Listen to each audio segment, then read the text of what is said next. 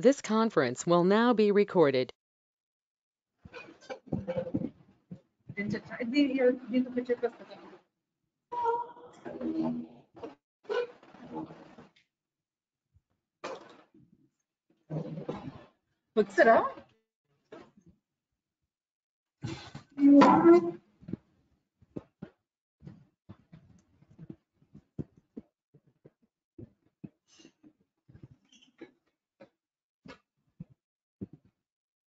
Start chesana.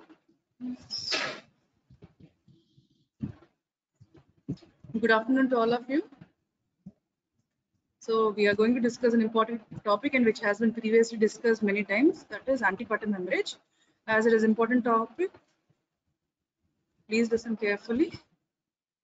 So antepartum hemorrhage is nothing but bleeding from the genital tract during pregnancy or after the period. It is after the period of viability until the delivery of the fetus. That is on the end of the second stage. So instance is 2 to 5% of all pregnancies. What are the causes which cause APS? That is antepartum hemorrhage. You can divide them into placental, extraplacental, and other. Placental causes are more important causes. They constitute about 70% of the cases. That is placenta previa, abruptio, vasa previa. Extraplacental causes are local causes. Those are cervical erosions, polyps, cancers, infections like trichomonas vaginitis, vulval and vaginal varicosities, excessive show. Systemic causes include von Willebrand disease, leukemias. Others are any trauma, laceration.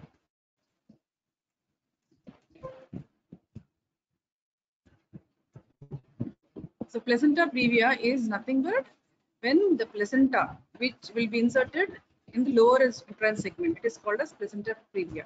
Normally, placenta is situated in the upper uterine segment.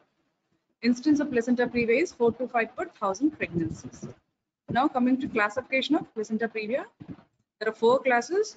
Type 1 is low-lying. Here the placenta encroaches. So you can see in the diagram, this is type 1 placenta previa. There the placenta encroaches into the lower uterine segment. So this is the lower uterine segment and this is the upper uterine segment. So the placenta is encroaching onto the lower uterine segment and it is 2 centimeters away from the os, 2 to 2.5 centimeters away from the os. That is type 1. Type 2 placenta previa is the placenta is approaching onto the near to the internal os. It is below 2 centimeters from the os. It is type 2 and it is called as the marginal placenta previa. Type 3 is the placenta, you can see it is encroaching onto the internal os, but when the cervix is fully dilated, it will not cover the whole os. Type 4 is, it is just sitting under the internal os because the placenta covers the internal os and it is fully dilated also. Whole of the placenta covers the internal os and you cannot do a cesarean normal vaginal delivery here. It is important to know the classification because in type 1, you can, in type 1 and type 2A, you can allow a normal vaginal delivery. In all other classes, you should not allow a normal vaginal delivery. So you can see here. So type 3 is also called as incomplete. Type 4, it is also called as total complete because it is covers the full os, because it covers the full os.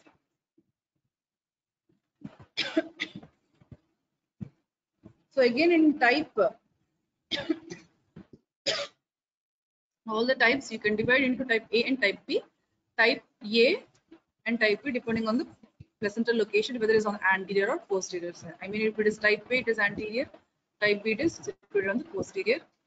So type B, because it is very important, because type B, which is more common, it is most dangerous. Type B is posterior. Type B is when the placenta is situated posterior, because it will disencourage engagement of the head and the placenta is likely to be compressed in labor, interfering with the placental perfusion. So when it is posterior, this occupies the sacral bay.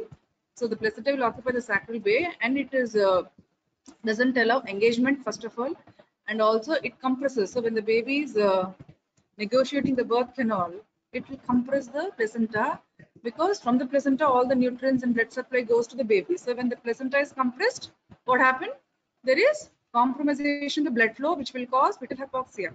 So it is called as dangerous placenta previa. So type 2B posterior is called as dangerous placenta previa.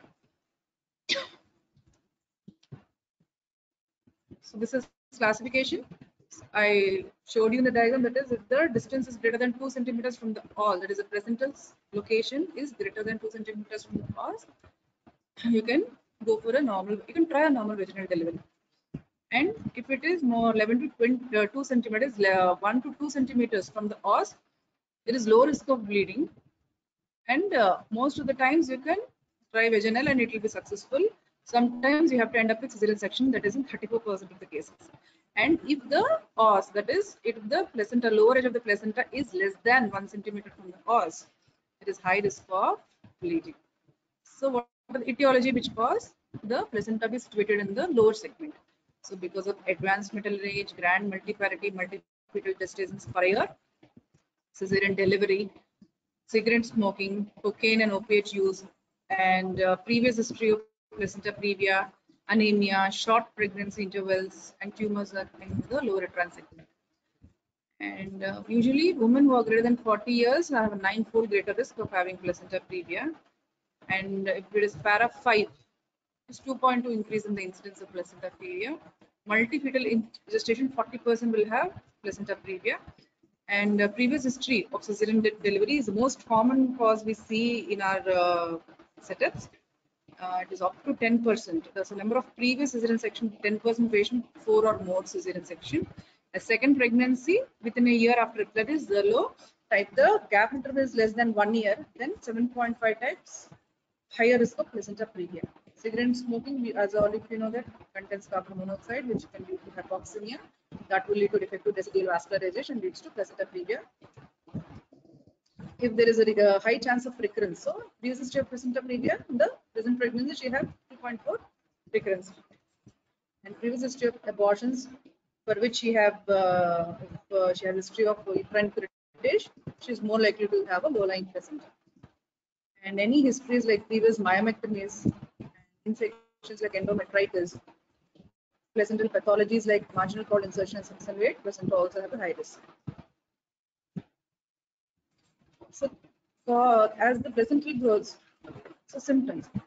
So the patient with placenta previa, she comes with a complaint of painless causes, unprovoked recurrent bleeding, and greater than 50% bleeding is before 36 weeks. So first bleeding will be not that first episode of bleeding will be less, but subsequent episode will have more amount of bleeding. And first bleeding is also called as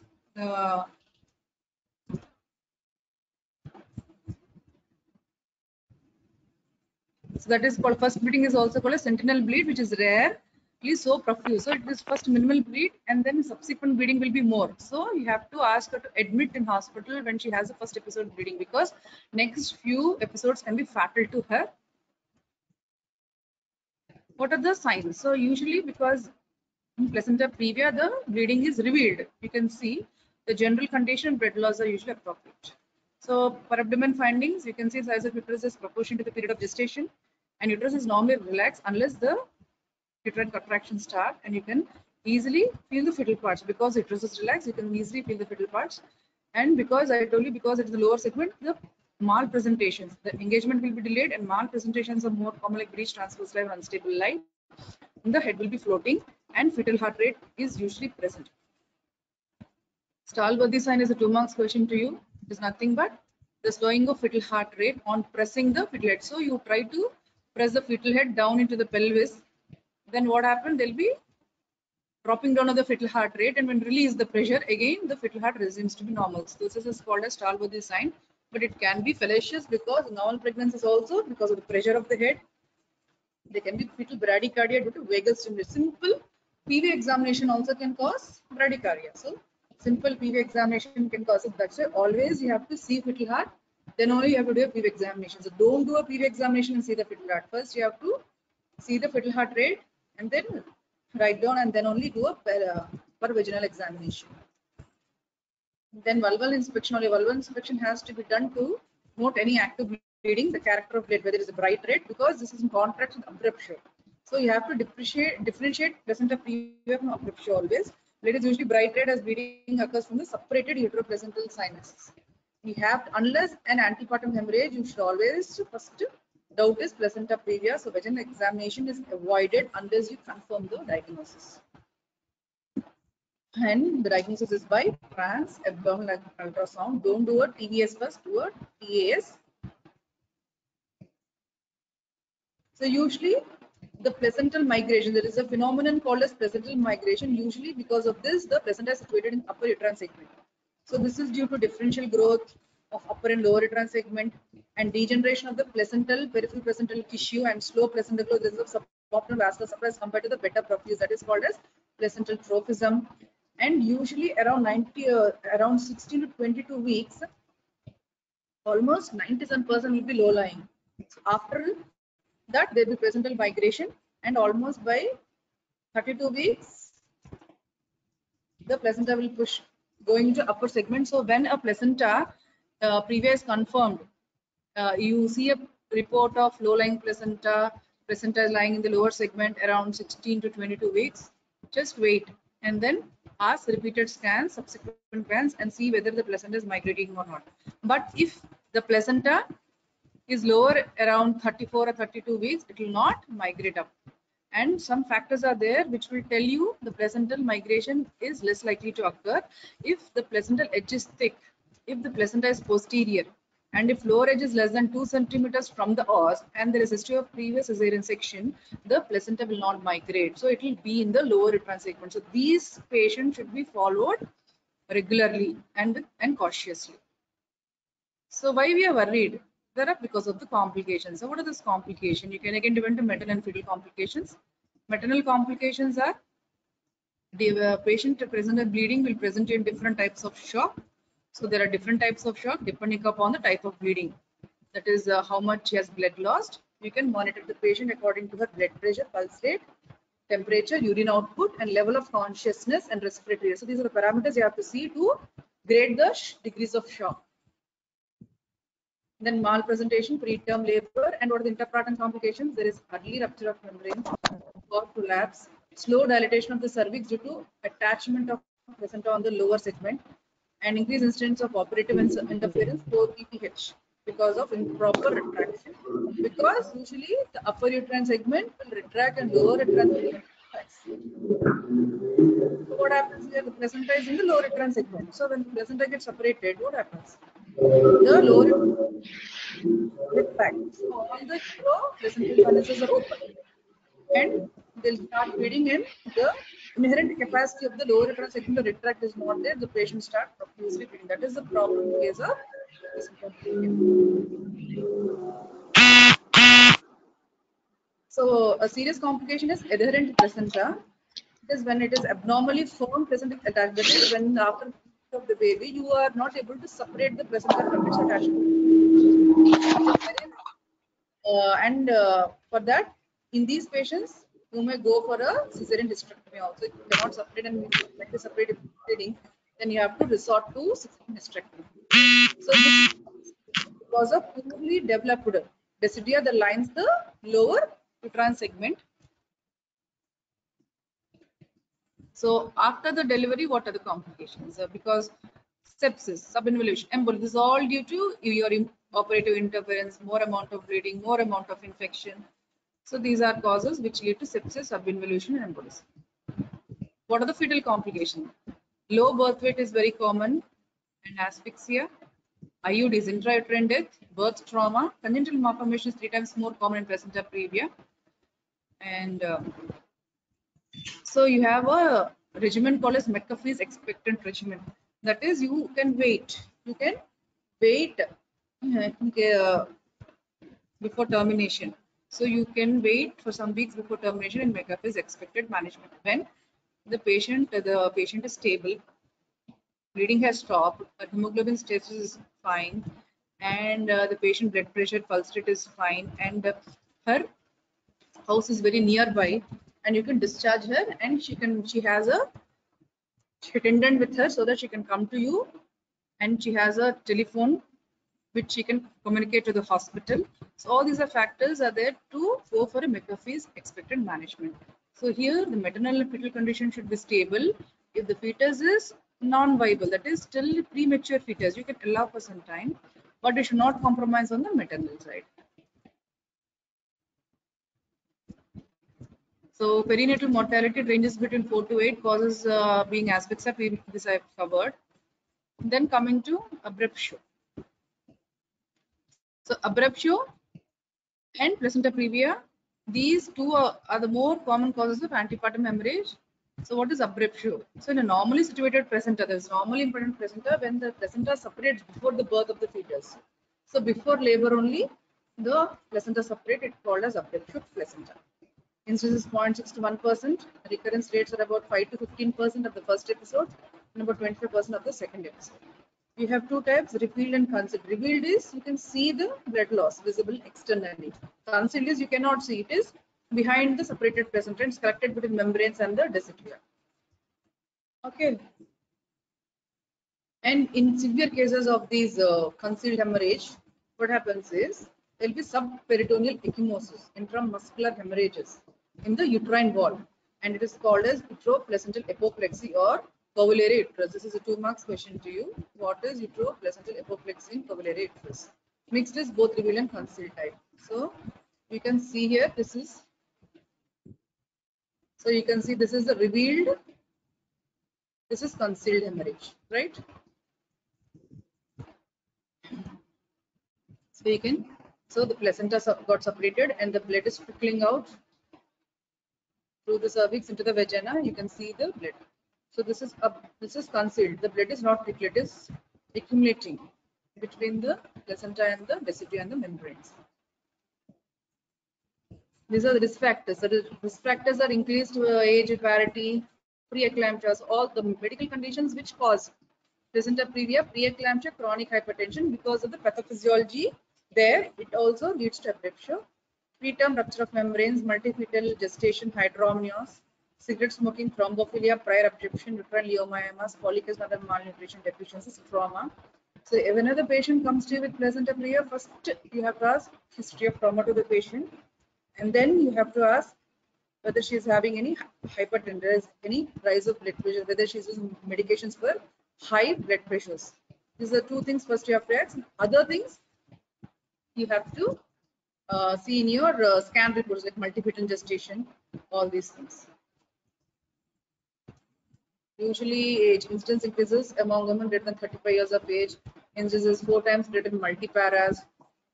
These are all risk factors which we have seen in that slides. And other causes, short cord, circumvallate placenta, septate uterus, submucosal fiber, other causes of abruption. So traumas is any road traffic accidents we have to ask, and trauma can be due to any procedures we do like external cephalic version, amniocentesis or blunt trauma can cause abruption. And thrombophilia is either hereditary conditions.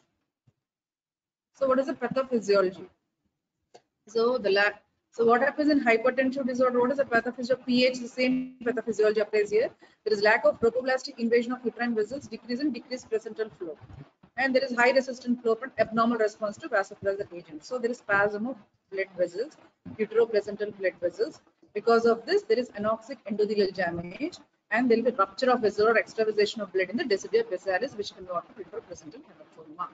So what are the complications? So one of this is when the blood may desiccate into the myometrium towards the serosa layer of the uterus, which will result in ecchymotic patches on the serosa, that is called as covulatory uterus or uteroplacental apoplexy.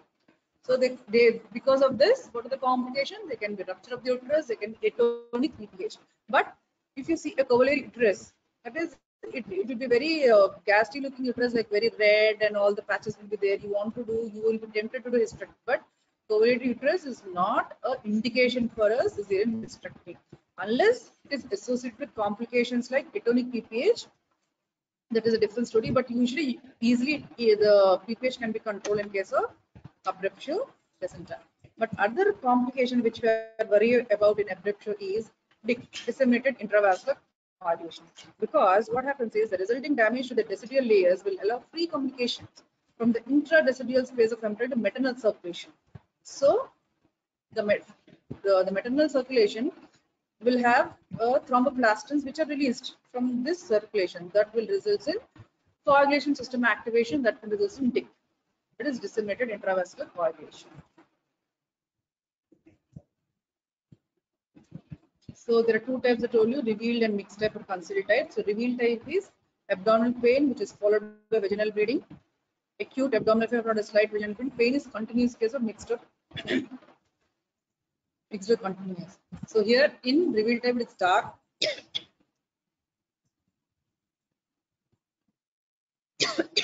So this bleeding of placenta grade 1, grade 2, grade 3. So depending upon the severity is graded. So grade 3, that is, will have severe bleeding, and uterus will be tetanic and painful, and the patient will be shocked, and fetus is usually dead, and coagulopathy is often. So this is very, it has a poor prognosis to the fetus. And how do you diagnose? So diagnose of placenta ablation clinical, and also it is always confirmed by evacuation of placenta after delivery. Right? So why we are worried about abruptio? Because of hemorrhage, because of shock, because of amniotic fluid embolism and red coagulopathy, oliguria, anuria, PPH, puerperal sepsis, and Sheehan syndrome. So now this is important. That is, you have to know the differences between placenta and abruptio. So if it is a placenta previa, the bleeding is painless, causes unevoked and recurrent bleeding. Here the planing painful, and usually the uterus will be tender. It will be tender, and usually the patient will have history of preeclampsia or trauma. When placenta previa bleeding is always revealed, it is revealed, that is bright red in color. Here abruptio can be revealed, consider mixed. Usually mixed type is more common, and it is dark colored blood. And if you see the general condition, how much of the blood loss is there, the general condition is proportionate. Because of the revealed type, the blood loss will be out of the condition will be out of proportion to the visible blood loss in case of abruptio. Here hypotension is usually absent because the patient comes to you early and then you will correct it. But here abruptio, the presentation will be late, so that hypotension is usually present. And here the fundal height corresponds to the period of gestation. Here, because of concealed type, the gestation, the fundal height will be more than the period of gestation. Here the uterus will be relaxed and soft. Here the abruptio is typical. This very important point in abruptio is the on palpation you will find a tense uterus. Here fetal in placenta previa, fetal part will be easily palpated, and here the fetal parts are difficult to palpate. And here it is floating head, it is fixed head. Floating head because the placenta will occupy the lower uterine segment, and because of this malpresentation is also common in placenta previa. And here in abruptio, the usually fixed head and malpresentation is uncommon. Usually fetal heart rate will be normal in case of placenta. Why? Because the patient comes to you in an early condition. When she sees bleeding, any patient will get panic and then come to you to the hospital. But here abruptio placenta, if it is a concealed type, the patient will not know, and she comes to you with absent fetal heart rate. And here complication of coagulopathy are rare, but here because the patient comes late, the complication of coagulopathy is more common in case of abruptio.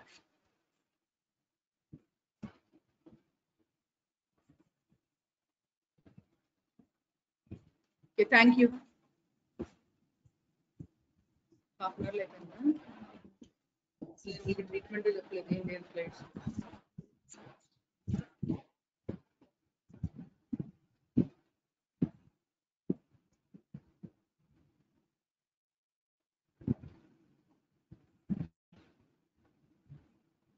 What is it?